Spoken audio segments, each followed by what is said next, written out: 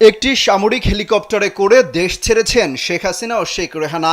জানা যায় আজ সোমবার বেলা 2:30টায় বঙ্গভবন থেকে একটি সামরিক হেলিকপ্টার শেখ হাসিনাকে নিয়ে যাত্রা করে। এ সময় তার সঙ্গে তার ছোট বোন শেখ রেহানা ছিলেন।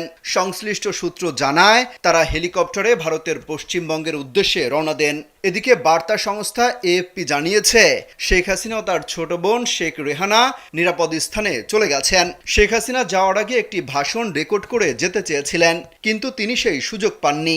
এদিকে গণভবনে ঢুকে পড়েছে ছাত্র জনতা।